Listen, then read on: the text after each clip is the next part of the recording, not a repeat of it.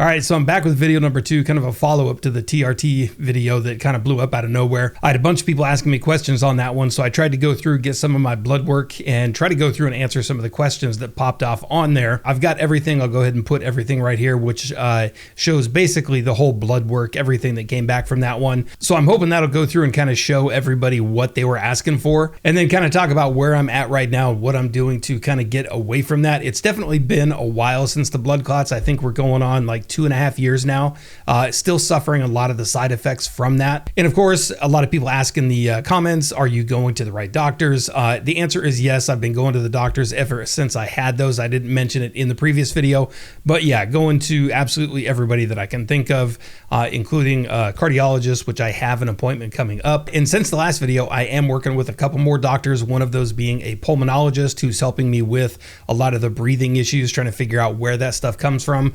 I have, since that last video, also done a sleep study, which revealed that I have severe sleep apnea, which I'm now taking care of.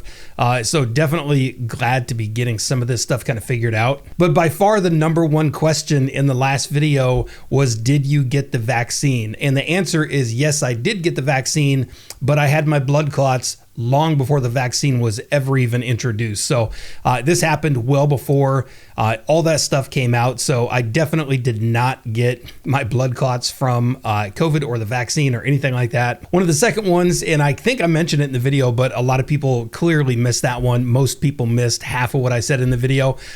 My physique, me being overweight right now, is not that was not the case when I started taking the TRT. I was actually in shape, and I put some pictures up in the last video. I was in shape and doing what I was supposed to do, eating healthy, doing everything I was supposed to do when I started the original TRT. So everything that you see before you now is definitely stuff that happened kind of after that. And of course, after the blood clots, a lot of health issues just have been going on. Very, very hard to breathe.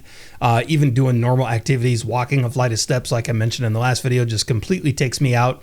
And that is due to the partial lung damage and actual heart damage that happened from the blood clots. But let's get to the number one thing that a lot of people asked, and that was, what was the hematocrit level? I do have that. I'm going to post everything right here. Basically all the blood work that I had while on the TRT. I'm going to go ahead and put that right there. I tried to go through and find every single blood test, every single correspondence I had with the clinic that was doing this, just so I could get as much information as possible to basically give better answers. I definitely will say exactly what I said in the last one. This is not medical advice. Don't listen to me for any of this stuff. I am well aware that I caused a lot of this myself by not doing as much research as I should have done. I thought I did what I was supposed to do, but clearly it turned out that it wasn't. And again, I will say, when it comes to TRT is very safe. It's a very select few people, which I think I'm one of them, where it doesn't work as well as it does on many other people. Most people, I would say. And I think a lot of studies out there will show you that. I definitely don't think it worked for me. I haven't figured out exactly why it didn't work for me, but from the moment I started taking it all the way until I stopped taking it, I noticed things were wrong, which is exactly why I got off of it, and still one of the reasons why I think it definitely led to my blood clots. Now, I've got a lot of YouTube doctors in the comments on the last video saying that TRT absolutely does not cause this. It was from this, it was from that, even though they've never seen my blood work or anything like that. I would love to see the studies that people mentioned in the previous video that say TRT does not cause any problems. I see articles one way, I see articles the other day. I even see an article from Harvard that states very clearly that TRT can cause thickening of the blood, which of course can lead to clotting. So I don't know which is correct. I don't know which is incorrect, but if anybody has information out there, better studies that I can look at, please go ahead and link those in the comments down below. I would love to see more studies on this. All right, so for the levels, I'm gonna go ahead and put everything here. The main one that people wanted to know was the hematocrit level, and that was 46.8%, which was great. It's well within the range of being very normal. And of course, the hemoglobin was 15.7, which again, and I'm going to put everything right here. Everything was in normal ranges. So there was really nothing within the first few blood tests that would have probably would not have raised a lot of eyebrows to any doctors that were looking at it. And of course, for me, it definitely didn't raise any red flags because I was going off of, I look at every test that I get, it all says normal. If it didn't say normal, I would ask about that. And again, I'm going off of the doctors and the specialists that are kind of well versed in this to tell me exactly what I should be doing and what I shouldn't be doing. And they weren't telling me anything different at the time. And honestly, I would love to find more answers, because if TRT is something that I could go back to very safely, I would love to do it. Like I said, since I was like 43, somewhere around there, my levels for everything, my motivation, my energy, everything has been cut in half from what it used to be all the way through my 30s and even into my early 40s.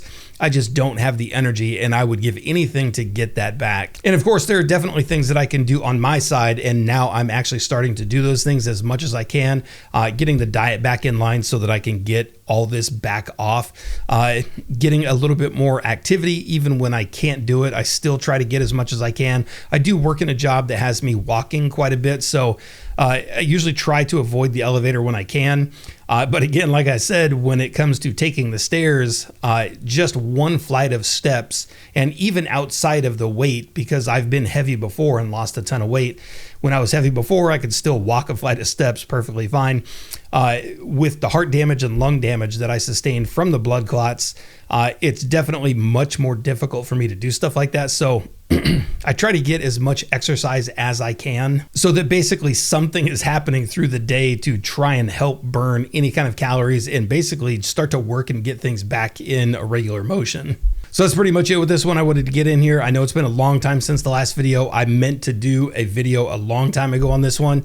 I spent the last month moving, so that kind of took a lot out of it. And then I was trying to look for the basically this stuff right here, all the blood test results, so that I could actually post these. And now that I'm kind of settled in, moved and everything like that, I definitely intend to get back on.